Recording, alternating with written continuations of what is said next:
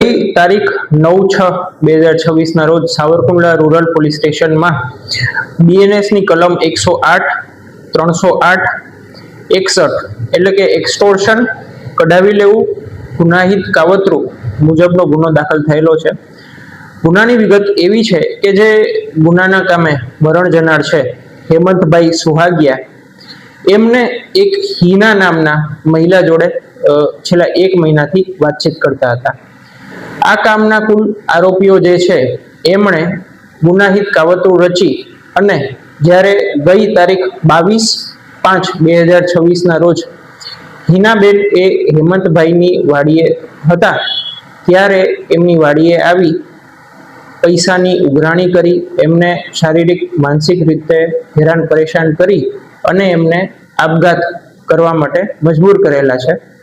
ગુનાના કામે કુલ 5 આરોપીઓ છે, જેમના નામ છે રોહિતભાઈ કડવાભાઈ વેકરિયા, બોડાભાઈ રામભાઈ સિંધવ, હિના નામની મહિલા તથા અન્ય 2 અજાણ્યા ઈસમો છે. ગુનાની તપાસ દરમિયાન આ જે રોહિત કડવાભાઈ વેકરિયા છે તેમની ધરપકડ કરવામાં આવેલી છે, જે હાલ 4 દિવસના પોલીસ રિમાન્ડ પર છે. બાકીના જે આરોપીઓ છે એ નાસ્તા ફરતા હોય એમને पकड़वाना चक्रों गतिमान है। देश और प्रदेश की खबरों के लिए अभी सब्सक्राइब कीजिए इंडिया टीवी लाइव, साथ ही बेल आइकन को दबाना बिल्कुल ना भूलें, जिससे सबसे पहले खबर आप तक पहुंच सके।